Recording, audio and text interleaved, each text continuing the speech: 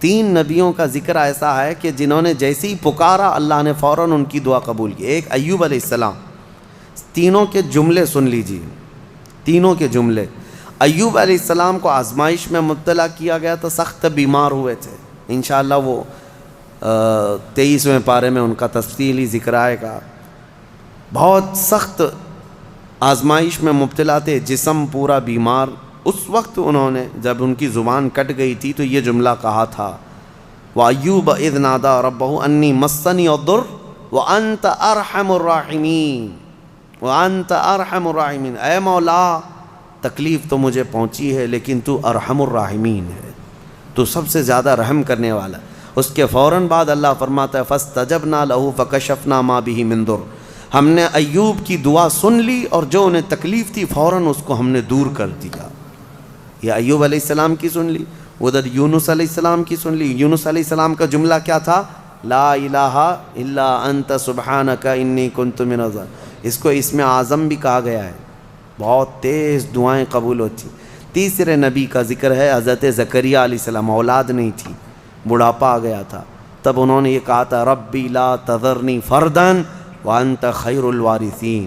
اے میرے رب مجھے تنہا مت چھوڑ, مجھے اکیلا مت رکھ, تو بہترین, تو خیر الوارثین ہے, بہتر وارث دینے والا ہے, سب کا بہترین وارث تو ہی ہے.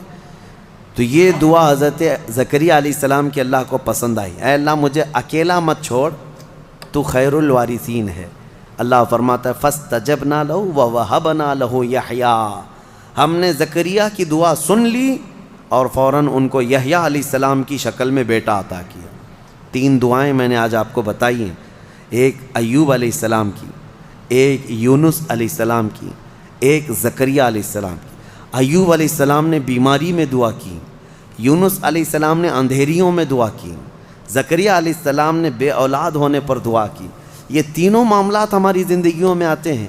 کوئی بے اولاد ہے, کوئی پریشان حال ہے, اور کوئی بیمار ہے. یہ تین دعائیں یاد رکھیں. اللہ نے فوراً ان آیتوں کے بارے میں فرمایا, ان کے آیتوں کے بعد فرمایا, ہم نے فوراً قبول کیا ان کی باتوں کو, فوراً قبول کیا. یقیناً اللہ تبارک و تعالیٰ آج بھی قبول کرنے والا ہے.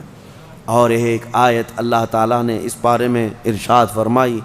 مولا کریم فرماتا ہے کہ یہ سب نبیوں کے ذکر کے بعد یہ سورہ جہاں ختم ہونے کو آیا, آخر میں جہاں سورہ ختم ہونے کو آیا, اخیر سورہ میں رب تبارک و تعالیٰ آخری نبی کے بارے میں فرماتا ہے وَمَا أَرْسَلْنَاكَ إِلَّا رَحْمَةً لِلْعَالَمِينَ. محبوب ہم نے آپ کو سارے جہانوں کی رحمت بنا کر بھیجا ہے, رحمت بنا کر بھیجا ہے. رحمت کا مطلب کیا ہے؟ رحمت جس کے ذریعے سے خوشیاں ملے, جس کے ذریعے سے مشکلات حل ہوں, جس کے ذریعے سے اللہ تعالیٰ تمہاری مصیبتوں کو دور کرے, وہ رحمت ہے.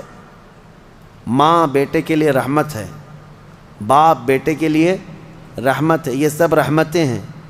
اور اللہ تعالیٰ کی سب سے بڑی رحمت اس دنیا میں کوئی ہے تو وہ محمد الرسول اللہ کی ذات صلی اللہ علیہ وسلم. وہ سب کے لیے رحمت ہے, وہ سب کے لیے رحمت ہے. حتیٰ کہ آپ کو میں بتاؤں, زمین و آسمان اس بارے میں لڑائیاں کرتے ہیں. زمین اور آسمان, اعلیٰ حضرت نے اس کو اپنے نعت میں لکھا ہے خم ہو گئی پشت فلک استان زمین سے.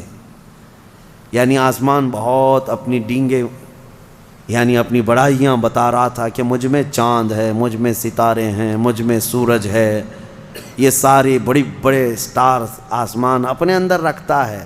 تو زمین نے ایک ہی تانا دیا تھا, ایک تانا دیا تھا. اعلیٰ حضرت فرماتے ہیں خم ہو گئی پشت فلک, یعنی آسمان کی پیٹھ جھک گئی اس تانے زمین سے, زمین کے اس تانے کو سن کر. خم ہو گئی پشت فلک اس تانے زمین سے, سن ہم پہ وہ سرور دو عالم ہے, وہ رتبہ ہے ہمارا. ہمارے اوپر تو چاند سورج ستارے جس سے فیض پاتے ہیں وہ محمد الرسول اللہ زمین میں ہے. میرے عزیزو آپ کو میں بتاؤں, رسول پاک صلی اللہ تعالیٰ علیہ وسلم ملائکہ کے لیے رحمت ہیں کہ نہیں؟ میں آپ سے کچھ سوالات کر رہا ہوں. اور اللہ کے کئی عالم ہیں, عالم یعنی کئی دنیا ہیں, کئی جہاں ہیں. ہاں, وہ ہر عالم کے لیے ہیں رحمت ہیں, وہ ملائکہ کے لیے رحمت ہیں, جنات کے لیے رحمت ہیں، نباتات کے لیے رحمت ہیں، جتنے اللہ تعالیٰ کی مخلوقات ہیں سب کے لیے کیا ہے میرے مصطفیٰ؟ رحمت ہیں۔ شاعر نے بڑے اچھے انداز میں کہا ہے وہ ہر عالم کی رحمت ہیں، کسی عالم میں رہ جاتے یا ان کی مہربانی ہے کہ یہ عالم پسند آیا، یا ان کی مہربانی ہے کہ یہ عالم پسند آیا۔ میرے عزیزو، یہ قربان جاؤ میرے مصطفیٰ کریم کے اس روئے زمین پر کہ آقا ہمارے درمیان میں ہے، ورنہ وہ ملائے اعلیٰ میں رہتے، وہ فرشتوں کے درمیان رہتے، وہ جنتی حوروں کے درمیان رہتے، لیکن مولا رسول کریم صلی اللہ تعالیٰ علیہ وسلم کو ہمارے درمیان میں رکھا۔ یہ حضور کی اپنی پسند تھی اپنی امت کے ساتھ رہنے۔ اور یہ بھی میں آپ کو بتا دوں، قیامت کے دن کیا میرے نبی صلی اللہ تعالیٰ علیہ وسلم پچھلی امتوں کے لیے رحمت نہیں ہوں گے؟ آدم علیہ السلام سے لے کر عیسیٰ علیہ السلام تک کے ہر امتی کے لیے حضور رحمت ہیں، سب کے لیے رحمت ہے، سب کا حساب حضور کی شفاعت کے بعد ہونا ہے۔ لیکن اس کے باوجود میرے آقا صلی اللہ علیہ وسلم قیامت کے دن اگر کہیں نظر آئیں گے تو وہ اپنے امتیوں کے بیچ میں نظر آئیں گے، ہمارے درمیان نظر آئیں گے۔ لوگ نبی پاک صلی اللہ تعالیٰ علیہ وسلم کے ارد گرد ہوں گے۔ عزیزان گرامی وقار، اب یہاں پر ایک بات میں عرض کرتا ہوں، ایک آیت میں پڑھتا ہوں، آپ خود سمجھ جائیں گے۔ 11ویں پارے میں یہ آیت گزر چکی ہے، میں ترجمہ بتاتا ہوں اور کس کی طرف اشارہ ہے آپ خود سمجھ لیں گے، پڑھے لکھے لوگ ہیں۔ اللہ فرماتا ہے قُلْ بِفَضْلِ اللَّهِ وَبِرَحْمَتِهِ فَبِذَلِكَ فَلْيَفْرَحُوا۔ یہ آیت کا ایک حصہ میں نے تلاوت کیا۔ اے محبوب آپ فرما دیں، آیت کا ترجمہ میں کر رہا ہوں، آپ فرما دیں کہ جب اللہ کا فضل تمہیں ملے، لوگوں کو اللہ کا فضل ملے یا اللہ کی رحمت آئے تو خوب خوشیاں مناؤ۔ اللہ نے کیا فرمایا؟ جب اللہ کی رحمت تمہیں مل جائے تو خوب خوشیاں منائے۔ سنیو سمجھ گئے؟ قرآن کی آیت کہہ رہی ہے جب تمہارے پاس اللہ کی رحمت آ جائے تو، اب ہر ایک کو بات پتہ ہے اللہ کی سب سے بڑی رحمت اس روئے زمین پر 12 ربیع الاول کو آئی، تو اب جو ہماری خوشیاں منانے کا طریقہ ہے وہ قرآن کے مطابق ہے یا نہیں؟ قرآن کے مطابق اللہ نے فرمایا جب اللہ کی رحمت تمہارے پاس آئے تو خوشیاں منو۔ اچھا، اور دوسری بات، وسیلے کے متعلق کہتے ہیں کہ ان کے وسیلے سے دعا مانگنا جائز ہے کہ ناجائز ہے؟ بالکل، قرآن سے میں بتاتا ہوں، یہ بھی 11ویں پارے کی آیت ہے۔ اللہ فرماتا ہے فقالوا ربنا لا تجعلنا فتنة للقوم الظالمین۔ یہ پچھلی امتیوں کی دعا اللہ فرما رہا ہے پہلے کہ ان لوگوں نے کہا اے ہمارے رب ہم کو ظالم قوم کے لیے آزمائش کا ذریعہ نہ بنا، ظالم قوم کے ہاتھ ہمیں مت چھوڑ دیں۔ ان کی دعائیں وَنَجِّنَا بِرَحْمَتِكَ مِنَ الْقَوْمِ الْكَافِرِينَ، یہ دعا تھی پہلے والوں کی، لیکن قیامت تک آنے والا یہ دعا کر سکتا ہے، قیامت تک آنے والا یہ دعا کرے گا۔ کیا؟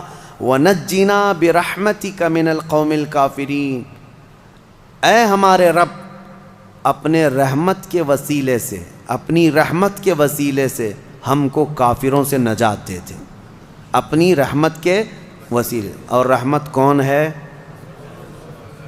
قرآن میں یہ لفظ آیا ہے وَنَجِّنَا بِرَحْمَتِكَ، تیری رحمت کے صدقے، تیری رحمت کے وسیلے سے ہمیں کافروں سے نجات دے دے۔ قرآن میں خود اللہ نے سکھایا اور خود فرماتا ہے وَمَا أَرْسَلْنَاكَ إِلَّا رحمۃ للعالمین، محبوب آپ تو پوری دنیا بلکہ سارے جہانوں کے لیے رحمت ہے۔ تو رحمت کا وسیلہ لے کر دعا کرنا قرآن کا حکم ہے۔ بہرحال نبی پاک صلی اللہ تعالیٰ علیہ وسلم رحمت للعالمین ہیں، جو نہ سمجھ سکے وہ اس کی خام خیالی ہے، بد نصیبی ہے، لیکن الحمدللہ میرے مصطفیٰ اس روئے زمین کے لیے بھی رحمت ہیں اور قیامت کے دن کے لیے بھی ہمارے لیے رحمت ہے۔ اللہ کریم میرے مصطفیٰ کی عاشقوں کی جماعت میں زندہ رکھے اور ان کے سچے عاشقوں میں ہی ہماری موت عطا فرمائے۔ سورہ حج کا بھی تذکرہ آیا ہے کل کی سورہ میں، جیسے سورہ کہف سورہ طٰہٰ اور سورہ کہف وغیرہ جو ہم نے تلاوت کی تھی، اس میں بہت ساری چیزیں، کئی لوگوں نے ہم سے سوال کیا ذوالقرنین کون تھے، کیونکہ یہ سوال یہودیوں نے حضور سے کیا تھا۔ اور پھر دیگر کچھ چیزیں. دیکھیں میں آپ کو ایک بات بتا دوں, یہاں مختصر سا وقت ہے, تھکے ہوئے لوگ ہیں, تراویح کافی 1.5 گھنٹے تک 2 گھنٹے تک پڑھتے ہیں, پھر میں آپ کو اتنی دیر تک پکاتا رہوں, یہ بھی مناسب نہیں ہے. میں یہ چاہتا ہوں کہ مختصر انداز میں آپ کو جو اہم پیغامات ہیں وہ مل جائیں. پوری تفسیر سننا ہے تو پھر تفسیر آپ کو پڑھنا بھی چاہیے. میں پوری تفسیر تھوڑی نہ بیان کر رہا ہوں. اور آپ کو پتہ ہوگا ہم تفسیر کر رہے تھے, تقریباً 7 سال میں نے تفسیر کیا الحمدللہ. 7 سال میں صرف ہمارے 5 پارے ہوئے تھے قرآن کی تفسیر کے. 5 پارے بھی میں نے پورے مکمل نہیں کیے, 5 پارے اخیر تک پہنچا تھا, جس کے لیے ہمیں 7 سال لگ گئے تھے, بلکہ اس سے زیادہ ہی لگ گئے تھے. تو آپ اندازہ کریں کیا میں یہ 30 دنوں کے اندر پورے قرآن کی تفسیر کر سکوں گا؟ بس پورے پارے کے اندر جو اہم پیغام ہوتا ہے, کوئی اہم واقعہ ہوتا ہے, وہ عبرت کے لیے آپ کے سامنے رکھ دیا جاتا ہے. اللہ تعالیٰ انہی پیغامات کے ذریعے سے ہمارے دلوں میں انقلاب پیدا فرمائے.